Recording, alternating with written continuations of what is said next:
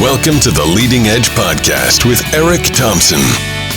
Inspire, perform, profit.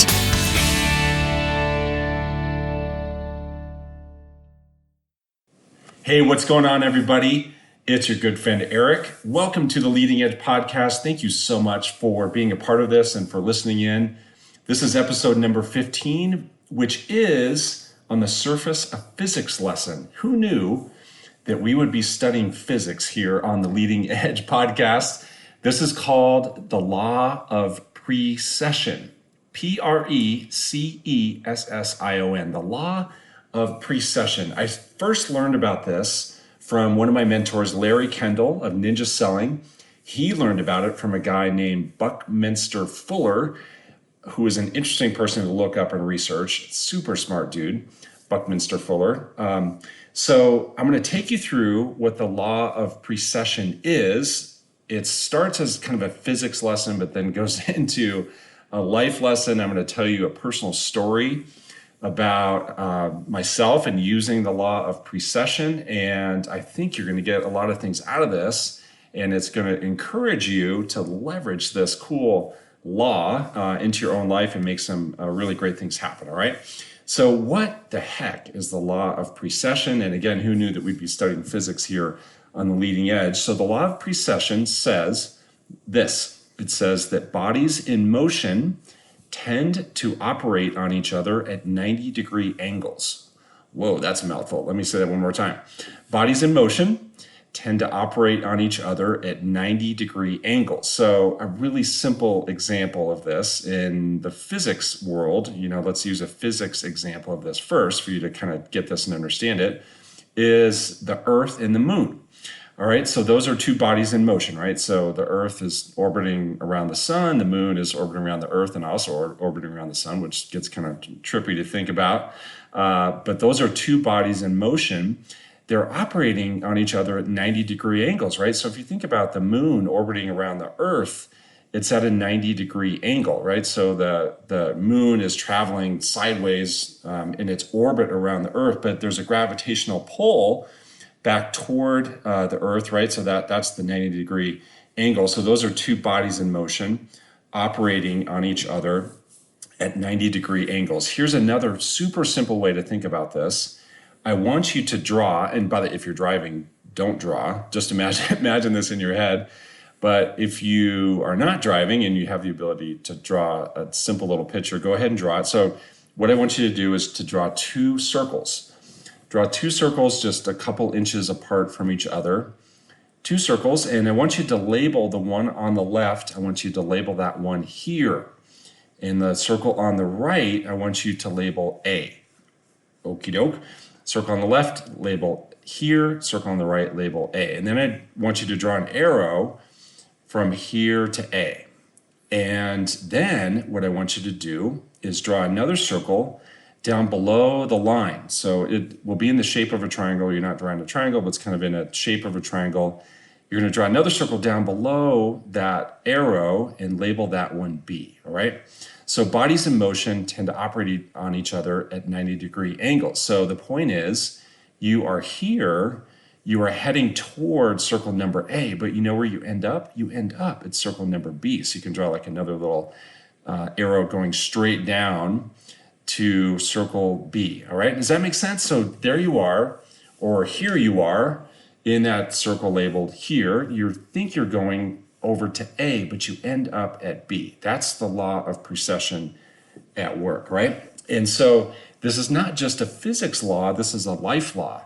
Buckminster Fuller liked to use the example of a honeybee. So think about what a honeybee does. Honeybee wakes up in the morning, I don't know if they really sleep, but they wake up in the morning and their mission in life, their personal mission in life is to what? Their personal mission in life is to go get some pollen so they can make some honey, right? So get some pollen, make some honey, bring it back to the beehive. That's their sole mission in life. But there are all these other cool things that happen because the honeybees are doing that. So what happens is cross-pollination, right? So they're pollinating all these flowers. They're helping the flowers to grow. They're helping us as a species survive, right? Because they're encouraging plant growth and our whole ecosystem is really tied to the honeybee, but the honeybee doesn't know about that, right? The honeybee doesn't really necessarily care about that, only because they don't know about that. All they know is, I got to go get some pollen so we can make some honey. So I'm going to, back there in the beehive.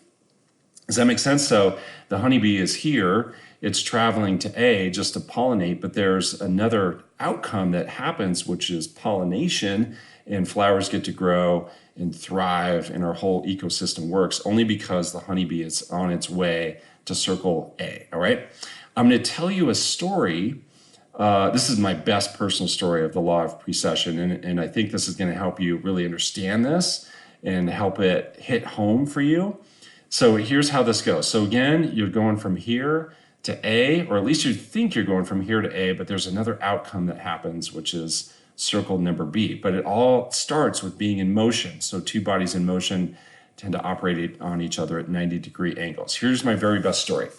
It is 2009. Getting my dates mixed up here. So it's 2009, and I'm living in Breckenridge, Colorado. I'm in the real estate business. I'm running a company in Breckenridge, Colorado. Breckenridge is a ski resort, and you can imagine what's going on in a resort real estate market in 2009, right? So not only is there the Great Recession happening, not only is real estate slowing down and being really impacted all across the country, but in a resort town, oh my goodness, the market was like plummeting, okay? So the market's plummeting in 2009 in this resort town. I'm running a real estate brokerage company, and we're facing some significant challenges, right? So we're facing a lot of challenges. We're having to close offices. We're having to lay off staff, right? We're having to go through some really hard things so that we can still thrive and survive even in that market. And we were figuring it out. It was not fun. There were some challenges, and we were figuring it out. And on my mind during that time was, boy, it'd be great to just bounce some ideas off of Larry Kendall. So Larry Kendall, like I mentioned before, one of my great mentors, terrific human being. I've learned so much from him. So during that time, it was on my mind, boy, it'd be great to just bounce some ideas off of Larry, because he's a great sounding board. He has great insights. And I was thinking about some changes that I wanted to make to my company. Larry's a good person to bounce those ideas off of. All right. So it is the summer of 2009. This is on my mind. Boy, it'd be great to talk to Larry. I'm on vacation. In all places, I'm on vacation in Coeur d'Alene, Idaho. All right. So I was up there with my family. We're in Coeur d'Alene, Idaho. We had a wonderful vacation. I go to the airport to fly home. Who is in the airport in Spokane, Washington is the airport you use. Who is in the airport in Spokane, Washington? It's Larry Kendall. Larry Kendall is in the airport in Spokane, Washington. Both of us live in Colorado, and both of us bump into each other in, of all places, the Spokane, Washington airport. What the heck? In life, there are no accidents, right? There are no accidents in life. So we both knew each other, and of course, and we're visiting in the airport, and I just say to him, hey, Larry, I've been thinking lately it'd be great to bounce some things off of you. Could I take you to lunch when we're back in Colorado? He said, yeah, absolutely. So I took that opportunity of seeing him to invite him to lunch. We meet for lunch a couple of weeks later. It's the end of lunch. So we had a great chat at lunch, and of course he had great feedback and insights. It's the end of lunch. I'll never forget this. He's paying the bill because he's so generous. He always pays the bill. So he's paying for lunch. He's signing the check, and he looks at me and he says, you know what, Eric? We are looking for a new president. I think you should apply. And what he meant was they were looking for a new president of a company called The Group Real Estate. A lot of you know about The Group Real Estate. The Group is an iconic company in Colorado, been around for a long time, world-class company, and he is the founder of that company. And of course, at the time, he was obviously super involved with the company, had a position on the board, and he says to me, we are looking for a new president at the group. I think you should apply. And like my jaw hit the floor, right? I'm like, are you kidding me? To be the president of The Group Real Estate? Larry Kendall's telling me that he thinks that I should apply. What an honor. I was so flattered. And, I wasn't looking for a job. But that's the point of this whole thing. All right. So that's the point of this whole thing. I took the man to lunch, and my goal was just to have a great lunch. And 6 months, actually 5 months after that lunch, what happened?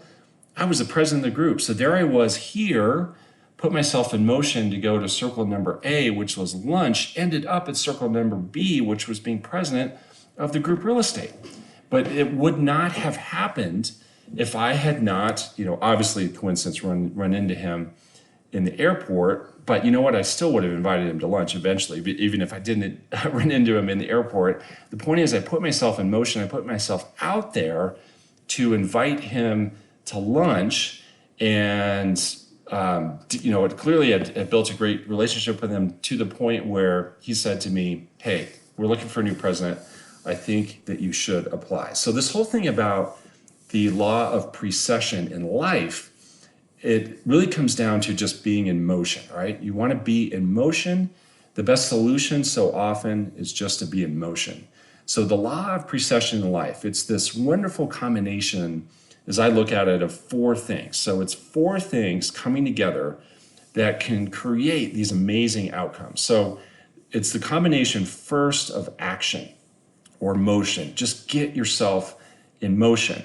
Put yourself in motion, because that's when things start happening. Things don't happen unless something is in motion, all right? So that kind of is a law of physics too, right? So that's just a law of the world. That's a law of the universe. Things don't happen unless something is in motion. So get yourself in motion, create some action.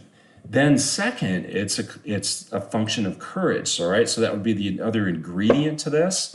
The other component of this, the second component, is courage. So you have to put yourself out there at least a little bit. So me inviting Larry to lunch, now, was that a big risky move? Not really, but I still had to put myself out there.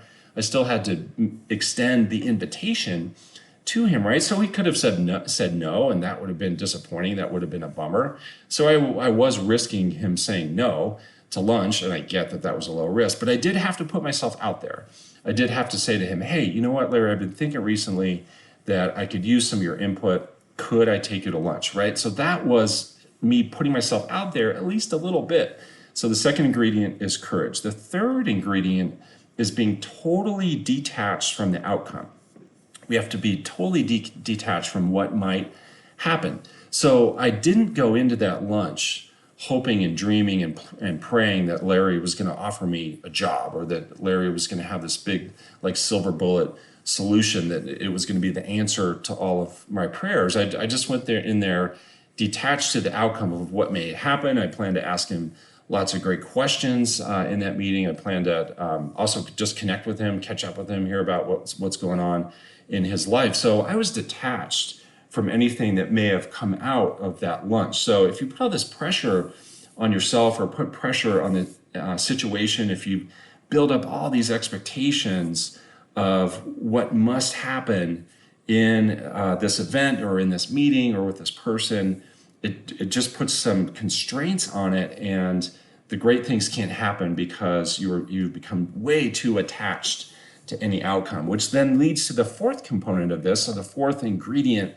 of this law of precession is being totally open to what may happen, all right? Because you're going into these kind of situations with no idea. You have no idea what that circle B looks like or feels like, or where it's headed, what exact direction that it's in. You have no idea, so you just have to be totally open to whatever the world is going to have in store for you, whatever the world may present in front of you.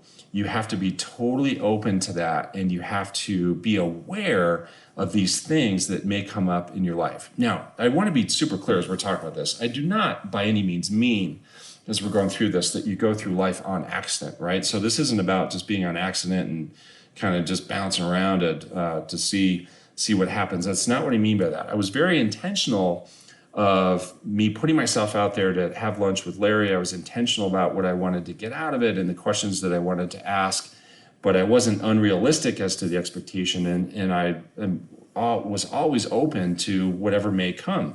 Something may not have come from this. There would have been a chance of him never saying, hey, we're looking for a new president, I think you should apply.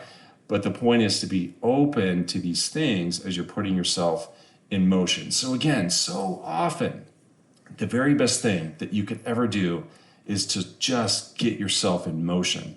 Just get yourself in motion. Just do something. If you ever feel stuck, the best thing you could ever do is to put yourself in motion. So what does this look like? What does this look like in the world of real estate? What does this look like if you are a realtor? What does getting in motion look like? Well, you know what it looks like? It looks like just picking up the phone. That's one example. So you could say, you know what? I'm just going to pick up the phone today. I'm going to call 5 past clients. I'm going to call 5 good friends just to catch up, see how they're doing. It could be, you know what? Over the next month, I'm going to invite 2 clients to lunch or coffee. I'm just going to do that. That'll be 8 face-to-face meetings. I'm just going to do it, and I'm going to see what happens. My only intention is to really connect with these people, really find out what's going on in their life.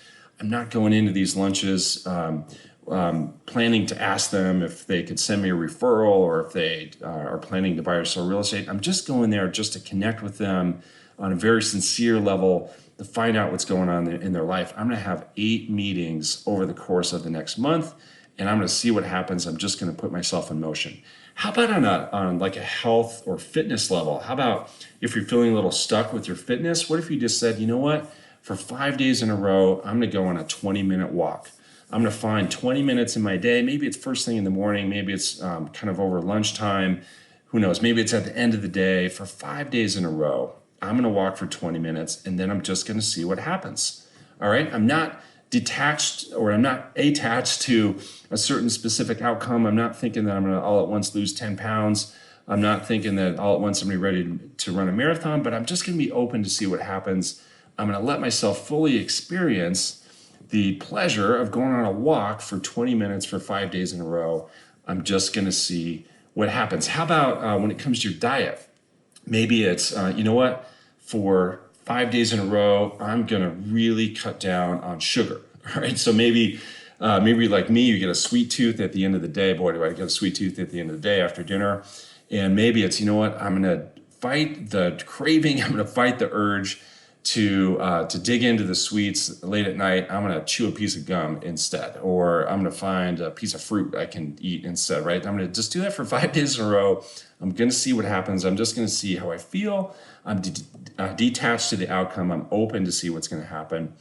That's what I'm just going to do. So again, the very best thing that you could do so often is to get yourself in motion. And so often, these are things that maybe you wouldn't normally do. So maybe you're at some kind of a networking event, and maybe it wouldn't be in your style to walk up to someone and introduce yourself. So maybe you're at a networking event of fellow realtors, and there's a super successful realtor in the room, someone who does a great business. Maybe it wouldn't be in your nature to march up to them and just introduce yourself, and maybe, heck, invite them to lunch and see if they're willing to share some of their insights. Maybe there's some business leader in your community that you've always wanted to meet, you've always wanted to learn from.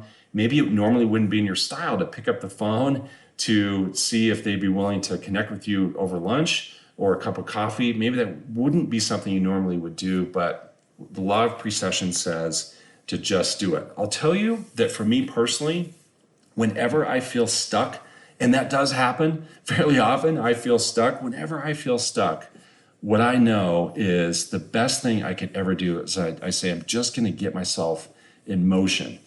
And so this metaphor that I think about, the image that I think about in my head when I feel that way is like a pool table. So when I grew up, we had a little pool table down in our basement, and we would play pool. And sometimes we would put all the balls on the table, and we would just kind of fling the balls around, right? Just kind of push the balls with our hands just to see what happens. It's the same thing. Sometimes when I feel super stuck, I say, you know what? I'm just going to go get myself in motion. I'm going to be like those pool balls, cruising around the table, running into other pool balls, and I'm just going to see what happens, right? I just need to get something moving here. I need to get those balls moving around on the pool table. I'm just going to see what happens. And again, I'm not suggesting that we live our life totally on accident. I certainly recommend purpose and focus and direction.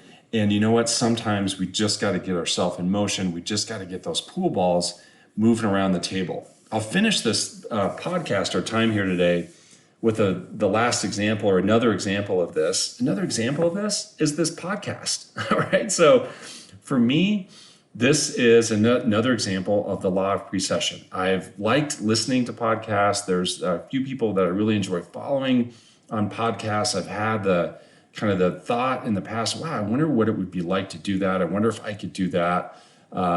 Do I have it in me to do a podcast? And you know what? I made the decision back at the beginning of the year. I'm like, you know what? I'm going to do a podcast. So I was here. I put myself in motion over to circle number A. I said, I'm just going to go do a podcast. All right. Did it take a little bit of courage? Heck yeah, it took a little courage. I put myself in motion, though. I took action and I became really detached from the outcome. All right. So I didn't have any huge expectation or huge clarity as to what would happen. I knew some good things were going to happen from it. If nothing else, it gets my own thoughts clear. Preparing for these podcasts are a lot of fun. It makes me better as I get all these thoughts organized and down on paper. That I knew was going to be a great outcome in and of itself. And then I was totally open to what may happen from doing this. And I had no clue what that was going to look like. And I will tell you, the outcomes have been amazing. It's been a great way to connect with people that I already know. So people on my own team, I know they listen to the podcast and they give me amazing feedback. So it's like become a way for them to get to know me even better. That's been incredible. It's been a way to get to know people that I don't know as well. It is at least once a week, I hear from someone that I really don't know that well, and they'll tell me that they'll say, yeah, hey man, I'll be listening to your podcast. I really like it. And in my head, I'm like, oh my God, you're listening to my podcast? I had no idea. I know the number of people that download the podcast. I can track those numbers, but I have no clue who they are. And so when these things crop up about people I don't know that well who are listening to the podcast and they give me positive feedback about it, I'm thinking, wow, that's amazing. You're listening. I had no idea. And that's really cool. Now that here's a person I didn't know so well. Now they're getting to know me better. That's awesome. The most awesome thing that happens, and this is also probably once a week, whether it's from someone I don't know well or someone I do know really well, I get feedback like, man, that one thing you said that helped me so much, or that really changed my perspective, or that really hit home for me, or boy, I needed to hear that. Thank you. Boy, I get those once a week. I had no clue that was going to happen. So that for me is a circle B. The lesson again about the law of precession is bodies in motion operate on each other at 90-degree angles. On your way from here to a place called circle A, you have no idea the outcome that will happen. So often you'll end up over at circle B, and you know what? Circle B is oftentimes better. It's better than you ever could have imagined. It's a better outcome. It's a more significant outcome. It's a bigger impact. But the point is, you put yourself in motion, you started moving in a direction, and you created this other outcome that you had no clue that could ever happen. So what I want you to do, get yourself in motion. All right, another thing that I want you to check out is my membership program called The Leading Edge. If you go to jointheleadingedge.com, you will see all about it. Boy, that's a way to get yourself in motion. So check that out, jointheleadingedge.com. I appreciate you, as always, listening to this podcast, engaging with it. Until the next time, cheers to living life on the leading edge, and I will see you in the next podcast. Bye.